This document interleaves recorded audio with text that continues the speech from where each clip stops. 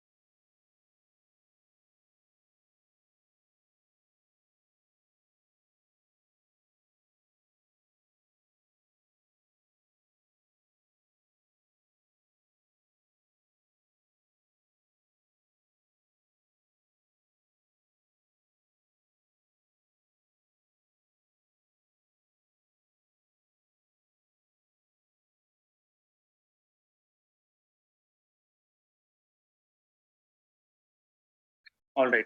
So meningitis is the infection within the subarachnoid space. It can be classified into acute and chronic, and depending upon what organism or what microbe is causing it, it can be pyogenic or aseptic.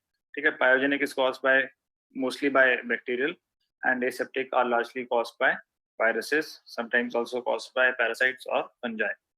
Then encephalitis or encephalitis is the inflammation of the brain parenchyma. Meningoencephalitis is involvement of both meninges and the brain parenchyma. Then brain abscess is localized collection of pus in a cavity, and CSF culture may be negative because the abscess or the pus is localized and meninges have not yet been involved. Then we can also have some space occupying lesions such as focal CNS lesions, which include brain abscess, or subdural empyema and epidural abscess, which involves the epidural space. And we also see certain parasitic diseases that can form cyst-like structures within the brain parenchyma, such as neurocysticercosis caused by Taenia solium, and cystic echinococcosis can also involve the brain. Other infective syndromes of CNS include suppurative intracranial thrombophlebitis, in which there is thrombosis of the blood vessels within the central nervous system. CSF shunt infections can be there. Shunts are basically made to divert excess CSF from the subarachnoid space to other areas of the body, most commonly peritoneum. Then myelitis, which is the inflammation of the spinal cord, or certain toxin-mediated infections can be there, like tetanus and botulism. So all these are various infections or various types of infections and various sites of infection in the CNS that can occur in a human body. So let's begin with pyogenic meningitis, which is the topic for today's session. So meningitis is a life-threatening infection of leptomeninges surrounding the brain and spinal cord. with involvement of the subarachnoid space. This we have discussed. It can be classified into acute meningitis and chronic meningitis. Acute, as the name suggests, is the acute fulminant illness that rapidly progresses within few hours. It can be classified further into acute bacterial and acute viral meningitis. Then chronic meningitis, which progresses gradually over few weeks and usually takes place over more than 4 weeks. It can be caused by bacterial, parasitic, fungal, or viral agents. And between these two, we also have subacute meningitis, which has a subacute course that progresses or worsens over few days. All right. So this list is the etiological agent of aseptic meningitis, which will be covered in the next lecture that you will have. Today we'll be discussing about the acute and chronic bacterial meningitis. All right. So acute bacterial meningitis, what are the causative agents for acute bacterial meningitis? So you must remember the causes for acute bacterial meningitis, including what are the causative agents in different age groups. So overall, the most common bacteria that is causing pyogenic meningitis in humans is the Streptococcus pneumoniae, also known as pneumococcus. All right, Streptococcus pneumoniae is the most common one. Then other agents include meningococcus or Neisseria meningitidis. Then Streptococcus agalacti, which is the group B Streptococcus, Listeria monocytogenes, and Haemophilus influenzae. So these are the common bacterial agents that cause bacterial meningitis. And less commonly, we can have other organisms like Staphylococcus aureus, Enterococcus, gram-negative anaerobes like bacteroids, and even members of the HASEC group, which are otherwise causing endocarditis. So these organisms can cause meningitis in some certain specific situations, which make the meningeal space accessible to these organisms.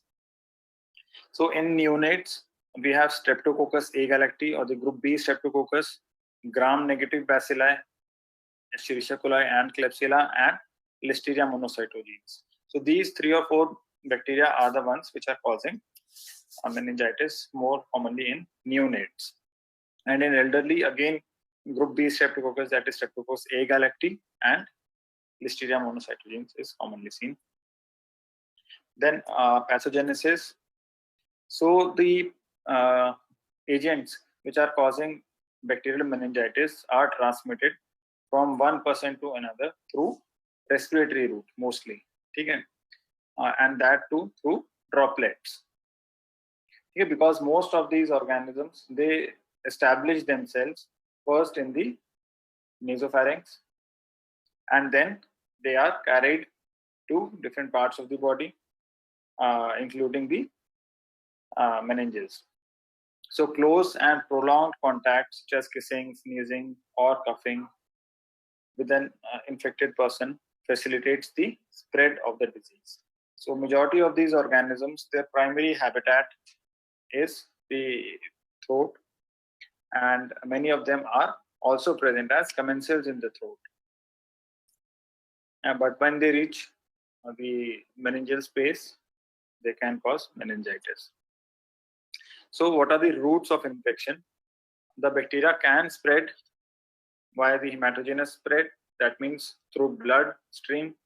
They can spread directly from an infected site nearby the CNS.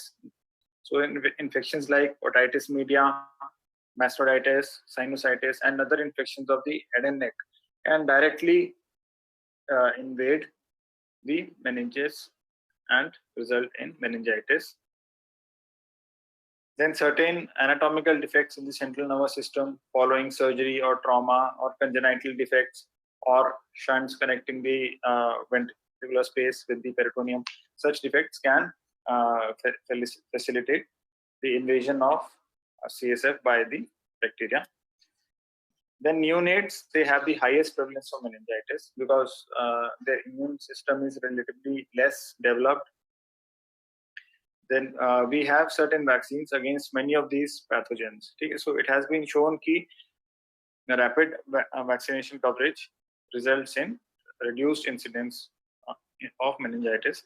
This was specifically noticed with Haemophilus B influenzae, Haemophilus influenza B vaccine, and following vaccination was seen that 80 to 90% of the cases were reduced. Then factors that promote infection at the primary site, because respiratory tract is the primary portal for entry for many of these etiological agents. So the factors which promote infection at the primary site, that is the respiratory tract, the upper respiratory tract, will also promote meningitis. Then presence of CSF shunts and breach in blood-brain barrier. How do the patients present who are suffering from acute bacterial meningitis? So the average incubation period varies between 2 to 10 days, and the average period is around 4 days. And most of these patients present with fever, vomiting, headache, altered consciousness, and photophobia. So these are some of the common features of meningitis which are present in all the patients of bacterial meningitis. So vomiting in this case is generally projectile in nature. That means it is a forceful vomiting, and the patients can proceed to involve the brain parenchyma also if the infection spreads, and they may subsequently develop meningoencephalitis leading to raised intracranial pressure, stroke, seizures, and it can be a fatal condition also. So you have to look for signs of meningism, which indicates that the meninges are irritated. There is some evidence of irritation of the meninges. So we can look for neck rigidity or the nuchal rigidity. Okay, the movements around the neck would be rigid. Then we have two signs. One is the Kernig sign and Budinsky sign. These will be taught to you in medicine. But briefly, Kernig sign is when the patient is made to lie down and his hip is flexed to 90 degrees and knee is flexed to 90 degrees. And when you try to extend the knee, there is pain or limitation in the extension of the knee. Okay, Budinsky sign is when the patient is made to lie down flat and his neck is flexed. Okay, it leads to flexion at the hip and knee. So all these are because of irritation of the meninges, which leads to a reflex. Then coming to the important causative agents of pyogenic meningitis. So we'll be discussing about Neisseria meningitidis in greater detail. So Neisseria meningitidis or meningococcus, it belongs to the genus Neisseria. It is a gram-negative diplococci. Okay, so it is a coccus, it is not a bacilli, and it is a diplococci. That means they are always present in pairs. And it is gram-negative. It is aerobic. That means it cannot grow in absence of oxygen, and it is oxidase positive. Right. So there are two pathogenic members of this genus. One is Neisseria meningitidis, also known as meningococcus, and another one is Neisseria gonorrhoeae, also known as gonococcus. Okay, so meningococcus obviously causes meningitis primarily, and gonococcus causes a disease that is known as gonorrhea, which is a sexually transmitted infection. So it would be covered in a separate lecture when we'll be taught about the STIs and genitourinary system. So today we'll be talking about meningococcus. So Neisseria also includes other members, but they are mostly commensals of the upper respiratory tract. Hence, it becomes essential to be able to distinguish between whether the organism that you have isolated from the respiratory tract is the pathogenic one or is it a commensal. So commensals include Neisseria lactamica, Neisseria sicca, Neisseria subflava, and there are some few more. Morphologically, like I told you, these are gram-negative diplococci. Their opposing edges, that means the surface which is towards each other of the diplococci, they are flat. Okay, they are flat in Neisseria meningitidis, but in gonococcus they are concave. That means this surface is flat in meningococcus and it is concave in gonococcus. So in gonococcus, these bacteria are somewhat kidney shaped, okay, because the inner surface is concave. So long axis of the two bacteria in the Diplococcus formation, they are parallel to each other. Long axis of the bacteria are parallel to each other. They are around 0.8 microns and mostly they are present inside the WBCs or the leukocytes, but they can also be present extracellularly in the CSF. So capsule is present, so they are capsulated and they are covered with pili, which help in attachment of the bacteria. They are non-sporing and they are non-motile. These meningococcus can be classified into 13 serogroups, and this classification is very important because different serogroups have different pathogenicity, different levels of virulence, and different epidemiological distribution also. So this classification is based on the capsule of the bacteria, which is polysaccharide in nature. So we use the differences in this polysaccharide to group them by serotyping. All right. So by serotyping, they are classified into 13 serogroups: A, B, C, X, Y, Z, 29E, and W135, which are commonly associated with disease, and H, I, K, and L, which are not yet associated with disease. So epidemiologically speaking, the infections caused by meningococcus can be sporadic, they can be endemic, they can be hyperendemic, or they can even lead to explosive outbreaks and epidemics.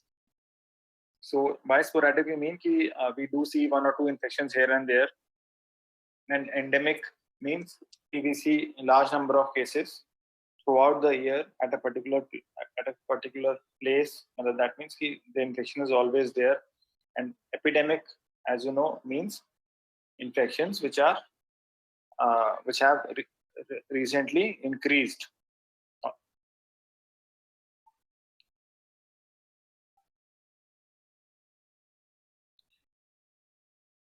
Then high prevalence areas are the sub-Saharan belt of Africa. Group A, it leads to epidemics of meningitis worldwide. Group B, it is more it is more endemic, and it can also cause few outbreaks. But Group C is mostly causing localized outbreaks, smaller outbreaks. Then Group W causes outbreaks in mass gatherings. In India, we do see a lot of cases of meningococcus, particularly in North India. And when we were interns, during our internship, there was an outbreak of meningococcus. Okay, so it can cause severe outbreaks.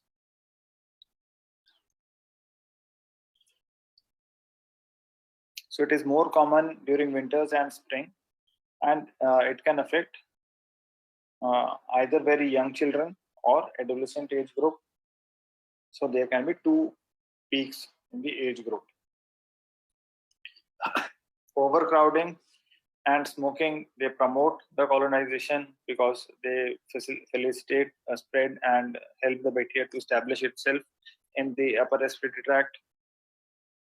Then complement pathway, it plays a very important role in controlling or inhibiting or blocking the infection. So deficiency of the terminal part of the complement components from C5 to C9, it is associated with Neisseria infection, both meningococcus and gonococcus. Then any treatment which interferes with complement also leads to increase in susceptibility to these infections. hypergammaglobulinemia and hyposplenism, that is spleen, can also result in increased infections. So only humans are the source. This meningococcus is not seen in any other animal. It is only present in humans and nasopharyngeal carriers. That means people who are not suffering from infection themselves, but are carrying this bacteria in their nasopharynx.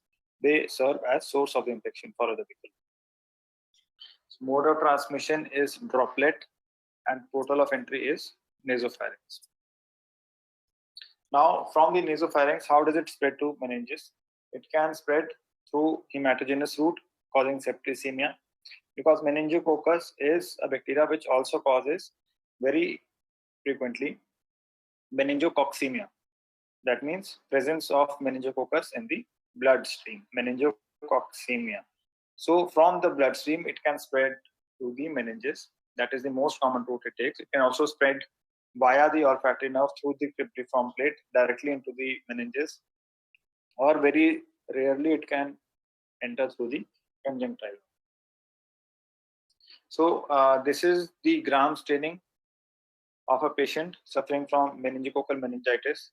So as you can see, this is a polymorph or neutrophil that is containing gram-negative diplococci within itself, and you can also appreciate presence of gram-negative diplococci, few gram-negative diplococci outside the neutrophils, outside the WBCs also. So this is a typical picture that we see in CSF of a patient suffering from meningococcal meningitis. So this is the again diagrammatic representation. Then cultural characteristics. So these bacteria are aerobic, but they grow better if 5 to 10% carbon dioxide is provided. Other conditions are 35 degrees Celsius and neutral pH. Then they are fastidious bacteria. That means they are not able to grow on normal nutrient agar or McConkey agar. They are not able to grow on that. So we need to provide them enriched media like blood agar or chocolate agar, Buller-Hinton medium, and sometimes selective media, which is modified Sayre-Martin medium, can be used for isolation from nasopharyngeal specimen, but not from CSF or blood, because selective media is used when we want to inhibit the growth of contaminating organisms. So CSF and blood are otherwise themselves sterile fluids. So we don't need selective media for CSF or blood, because we want to grow anything that can be grown from CSF or blood, because anything that grows from CSF or blood would be pathogenic. So this is a candle jar which can help in providing 5 to 10% CO2 and facilitate growth of meningococcus. This is the chocolate agar plate.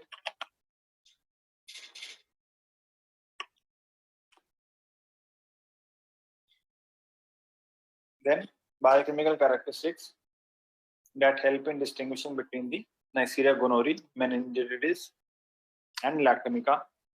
So as you can see, gonorrhoeae, it is only glucose positive. Meningitis, it is glucose and maltose positive, and lactomica is also lactose positive. All right. So you can remember it easily. G for glucose, meningitis ka M for maltose, and lactomica starts from L. So it is also lactose positive. Then they are oxidase positive. That means if you put a drop of oxidase reagent on the culture plate, it would turn purple. And we can also do this test on oxidase reagent strips.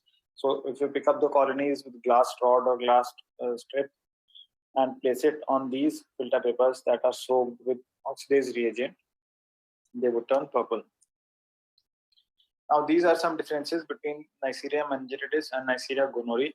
Neisseria meningitis is capsulated. Neisseria gonorrhoeae is non-capsulated. Meningitis has its adjacent sides flattened. Gonorrhoeae is kidney-shaped with concave adjacent sides. Gonori, it ferments only glucose.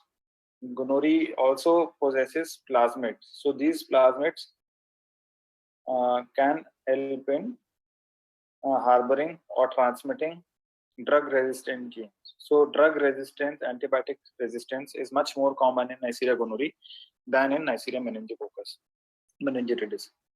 So Neisseria meningitidis can exist in both intra and extracellular form. That means it can be present both inside and outside the WBCs, whereas gonorrhea is present only in the intracellular form. Then Neisseria meningitidis is present as commensal in throat or nasopharynx, whereas gonorrhea it resides mostly in genital tract, very rarely in nasopharynx.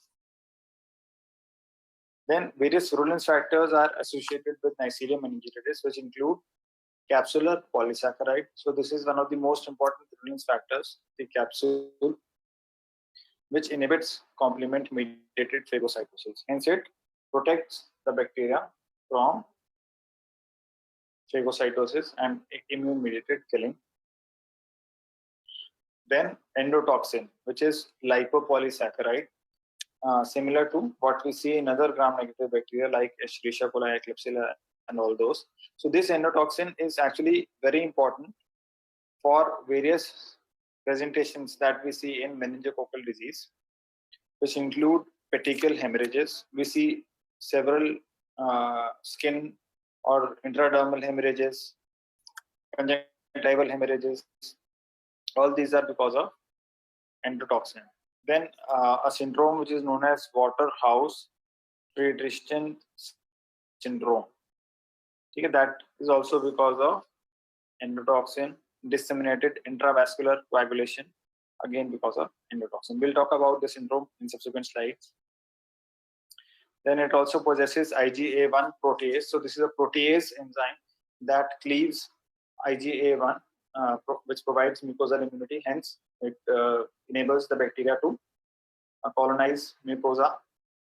Then phyla, which help mediate the initial contact with the cell of the host. Normal habitat is oropharynx, and route of transmission is again respiratory droplet. Then how do the cases present? So meningococcus, as I told you earlier also, it is present in the nasopharynx as commensal, but it is mostly asymptomatic. What then follows is known as meningococcemia or meningococcal septicemia. As the name suggests, that is the infection of the bloodstream or presence of meningococcus in the blood, which is very frequently seen and almost always a precursor to meningitis.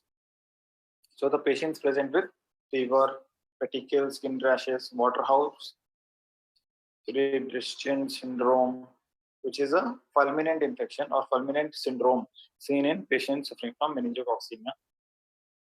Basically, there is severe shock, disseminated intravascular coagulation, multi-system failure, hemorrhage in the adrenal glands. All these things occur in meningococcemia, again mainly because of the lipopolysaccharide or the endotoxin, which is released as the bacteria is lysed.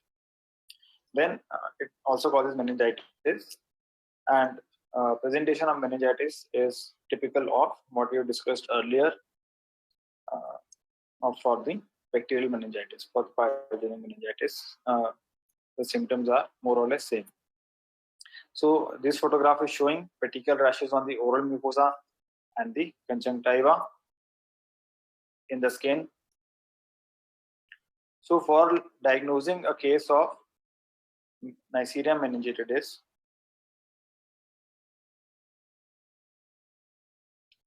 we can take various specimens.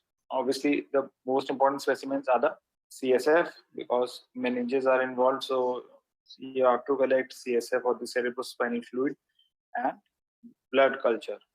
Okay, because it is also present in the blood, leading to meningococcemia. So blood culture is almost always positive. Then from petechial hemorrhage, any exudate can be collected, and nasopharyngeal swab can be collected to detect the carrier stage. Then lab diagnosis, we'll be discussing lab diagnosis of bacterial meningitis in detail towards the end of the lecture. But briefly, for meningococcus, the cell count would show rise in neutrophils of the CSF we are talking about. Then biochemical analysis we'll again discuss towards the end. Then you can perform gram stain culture and also do antigen testing using latex agglutination from the CSF that would the pathogenic organism. For treatment, penicillin is good, but the resistance can appear to penicillin in meningococcus. So, drug of choice are now third generation cephalosporins, which are cefotaxime, ceftriaxone, and also rifampicin and ciprofloxacin chloramphenicol can be useful. For prevention of meningococcal infections, we have two options. We have chemoprophylaxis, which means we are giving some antibiotic to prevent the infection in the contacts of the patients to reduce carrier stage in the general public. For that, rifampicin or third generation cephalosporins or ciprofloxacin can be given to close contacts. Or we can have immunoprophylaxis in which vaccines are given. So we have various types of vaccines.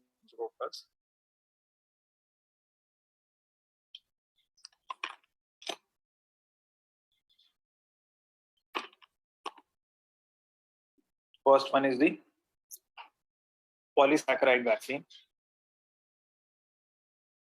in which it can be either bivalent or quadrivalent depending upon which serodose it has.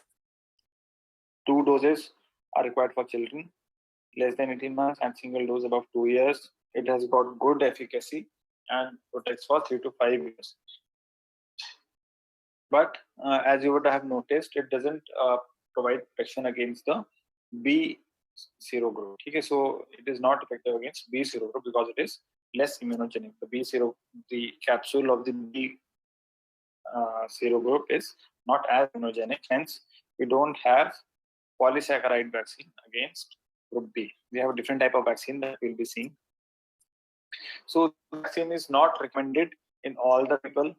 It's not given as in mass vaccination programs or any national immunization schedules. It is usually given to contacts of patients during outbreaks, patients with splenic dysfunction, with complement deficiency, those eculizumab therapy, laboratory staff or international travelers, basically to people who are at high risk.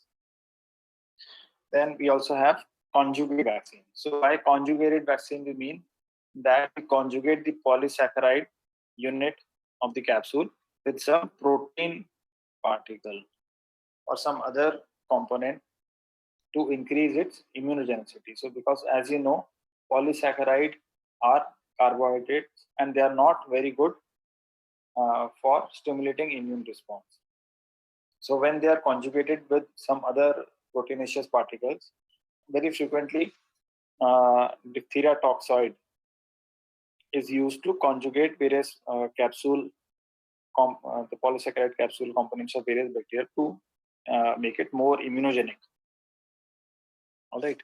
So that is a conjugated vaccine, and it increases the immunogenicity. It increases the basically it increases the T cell dependent immune response.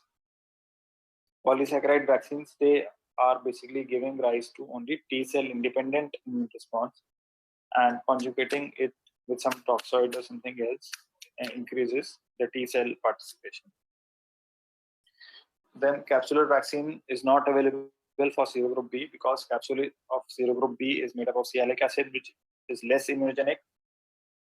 So for group B, we have another vaccine known as MEN-B vaccine or meningococcal B vaccine, which is basically containing recombinant proteins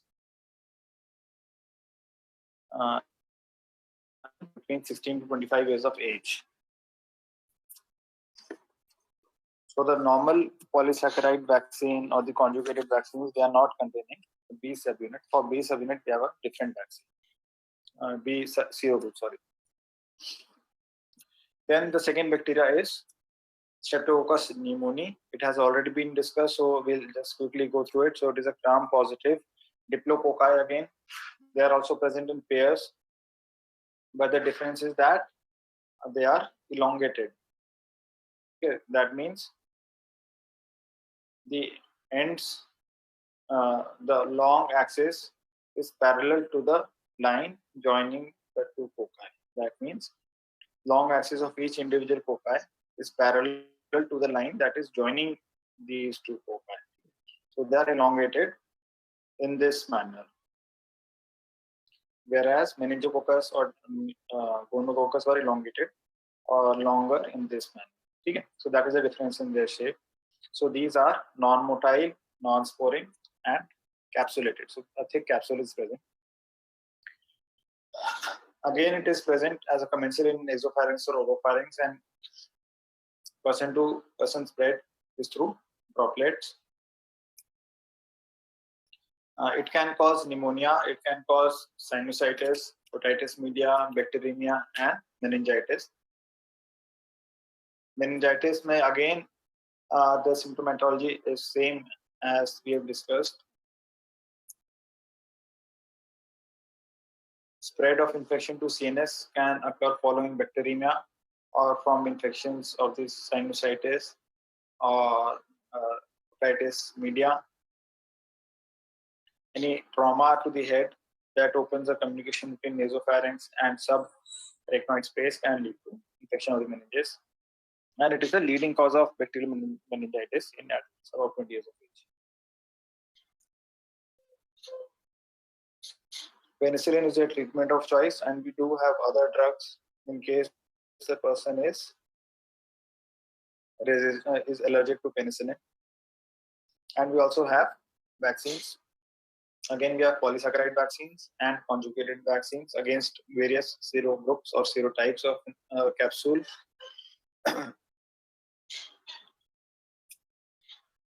This must have already been taught to you, the vaccines of pneumococcus, so not covering these. Then coming to Haemophilus influenzae meningitis. So these bacteria are small, non-motile, non-sporing, oxidase positive, pleomorphic, gram-negative bacilli. They require XMV factors mandatorily. They show satellitism. That means if they are grown near a streak of Staphylococcus aureus, then we see better growth near the Staphylococcus aureus and lesser growth as we move further from the streak of Staphylococcus aureus, because Staph aureus can immobilize the RBCs and can release the nutrients trapped within the RBCs and make them available for the Haemophilus influenzae to grow.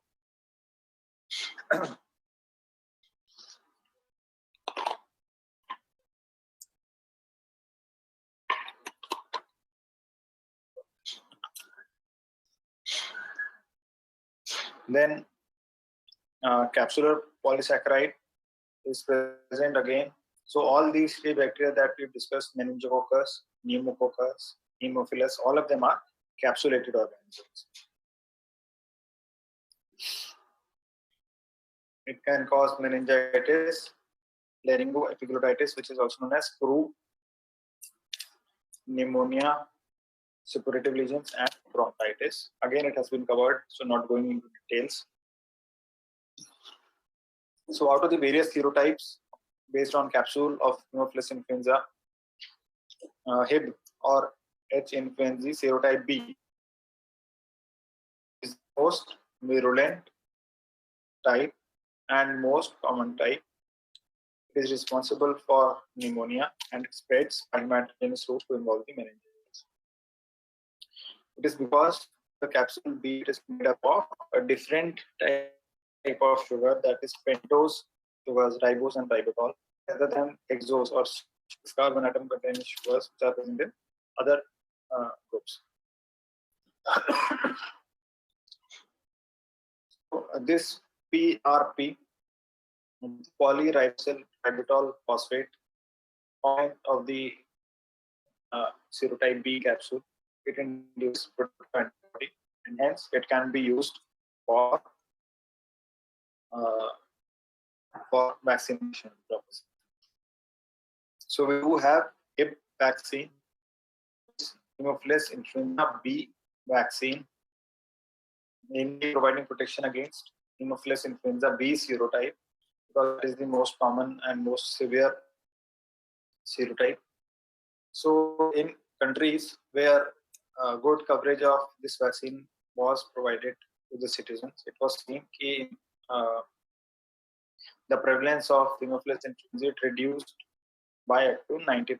In India also this vaccine has been introduced, and in India it is being given along with other vaccines, and hence it is known as pentavalent vaccine, because it is a vaccine that provides protection against 5 common diseases: DPT, that means diphtheria, pertussis, tetanus, and along with that hepatitis B and Hib, that is Haemophilus influenza type B. So these are the 5 vaccines that are now given together in one shot at 6, 10, and 14 weeks to the newborn child.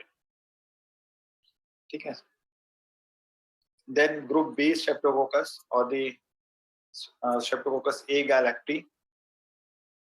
It is a major cause of neonatal sepsis and meningitis. It can occur in early life, within the first week of life, or it can occur from the 7th day onwards up to 90 days, which is known as late onset.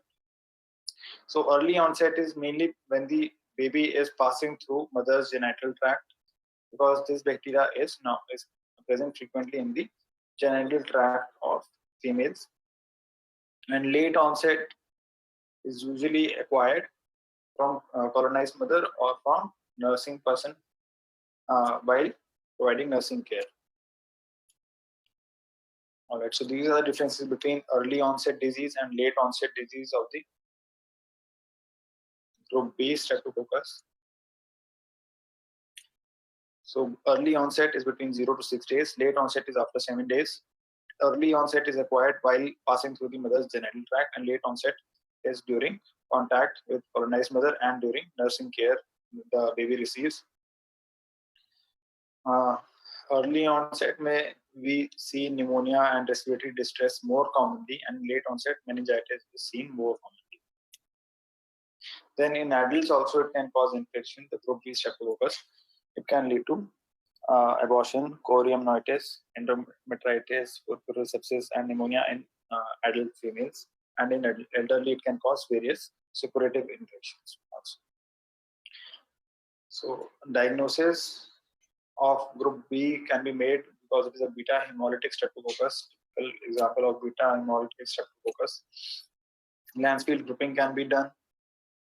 It is able to hydrolyze hippurate, so it can be distinguished from group A, and it is also CAMP test positive. CAMP stands for Christie, Atkins, Munch, Peterson.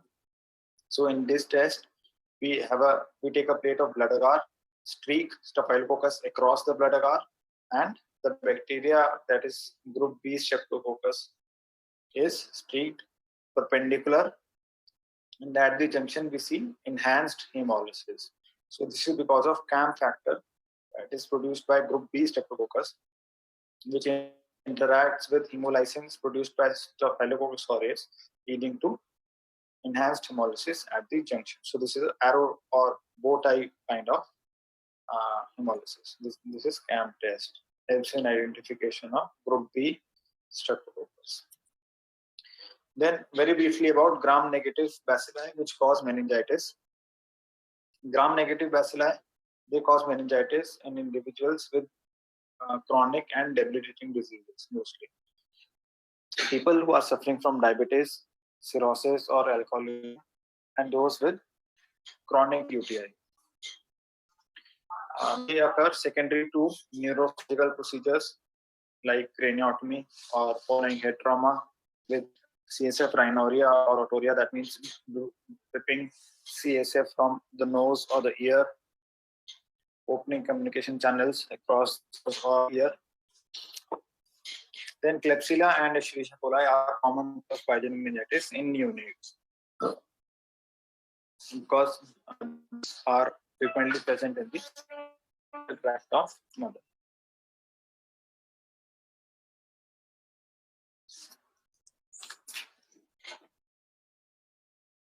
Then chronic bacterial meningitis, they are caused by various bacteria, but frequently they are a result of partially treated pyogenic meningitis. So if a person is receiving partial treatment, there can be frequent relapse and bacteria resulting in repeated infections resulting in chronic meningitis, or it can be because of parameningeal infections like otitis media, which can repeatedly seed the meninges. Mycobacterium tuberculosis can cause chronic meningitis. Various other bacteria like Borrelia burgdorferi, Lyme's disease, Treponema pallidum as a part of of the tertiary syphilis, and other rare bacterial agents like Nocardia, Actinomyces, Prophylloxis, Leptospira, Brucella can cause chronic bacterial meningitis.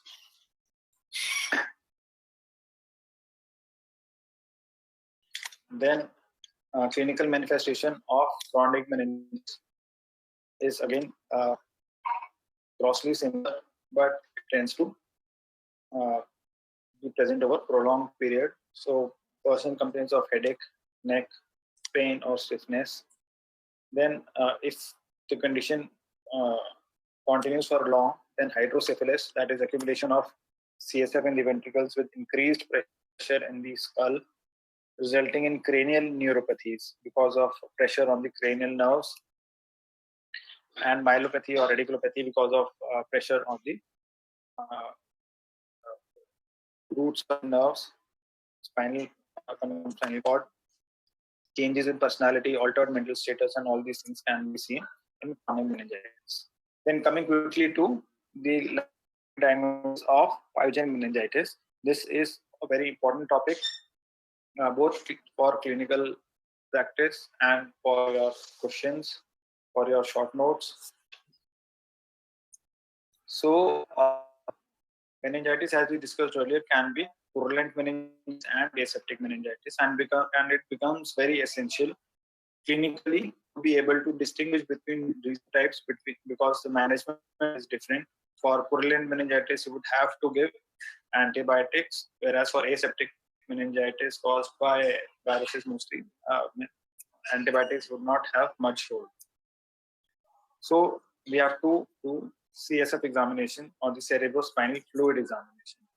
So these are the 6 or 7 steps that are taken to diagnose a case of meningitis. First is sample collection and transport, a gross examination of the CSF, direct microscopy of the CSF, culture, identification of the isolate, antibiotic susceptibility testing, and finally we can also do direct antigen testing and molecular methods available.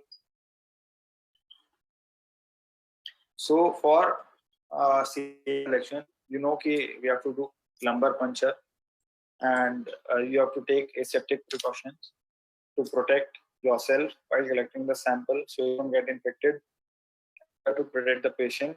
And while performing lumbar puncture, you don't introduce any new bacteria or new virus into the cerebrospinal space of the patient. So most commonly it is done between L3 and L4, and in children it is done a little lower.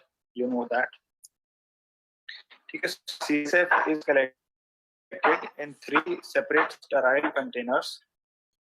One container is sent to pathology for cell count.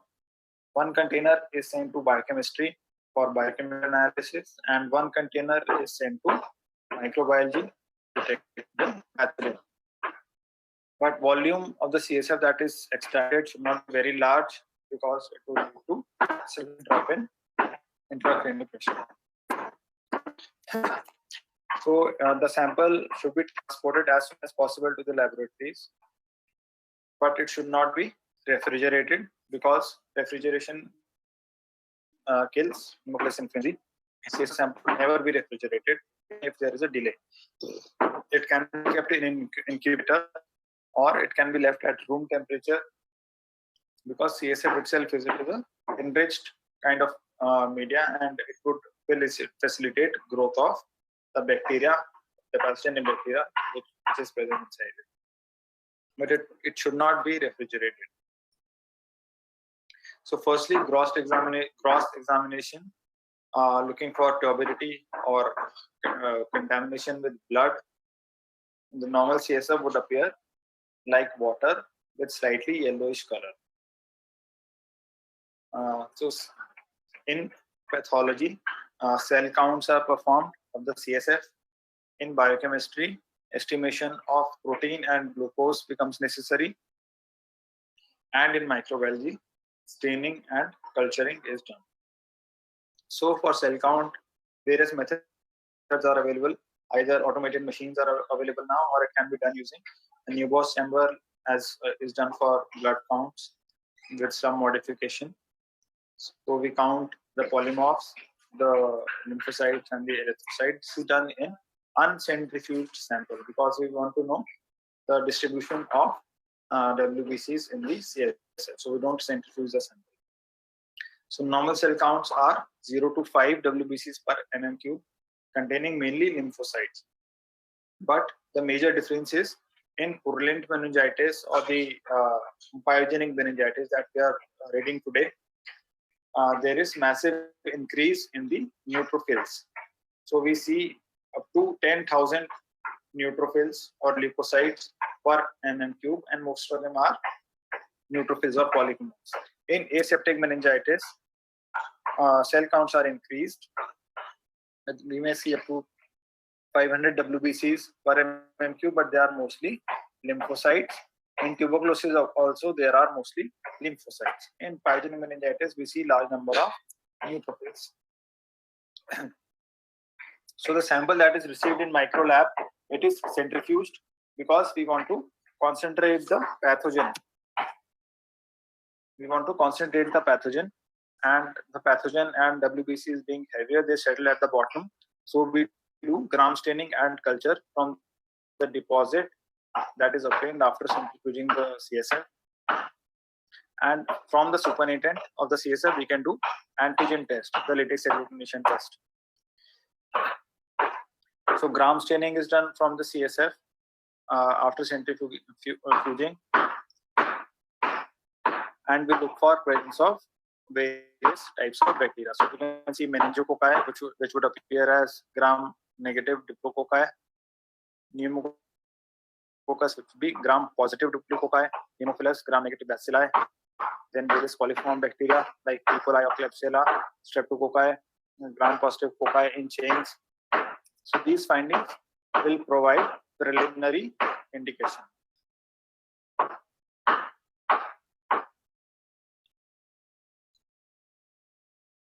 Then for tubercular meningitis, we can do Zn staining of the CSF, and we will be able to appreciate acid-fast bacilli. For cryptococcal meningitis, it would be dealt in next class, I think. We can do India ink staining, in which the background is dark and we would be able to see the capsule of the cryptococcus. Then culturing is done mainly on enriched media like blood agar and chocolate agar, and incubated with 5 to 10% CO2, which will facilitate growth of meningococcus specifically. And we also do biochemical analysis in biochemistry department. In biochemical analysis, we see the levels of protein and glucose. Okay, so normal CSF contains around 40 to 80 milligram per deciliter of glucose, and protein is around 30 to 45 milligram per deciliter. In pyogenic meningitis, since the bacteria are growing, they would consume the glucose, and glucose concentration is decreased. It can be as low as 0, but protein concentration is increased in pyogenic meningitis because of this increase in albumin and globulins. In aseptic meningitis, glucose concentration remains normal because there are no bacteria to use the glucose, but protein concentration is slightly raised. In tuberculosis, protein and glucose both protein is moderately increased and glucose is moderately decreased. So this is how I can distinguish between these three types. So this table would quickly summarize the CSF findings. So normal findings are given in top row. In purulent, we see increased neutrophils, protein is raised, and glucose is very low in purulent or pyogenic meningitis because the bacteria consume glucose. In viral meningitis, lymphocytes are increased, protein is increased slightly, 20 to 80, glucose remains normal.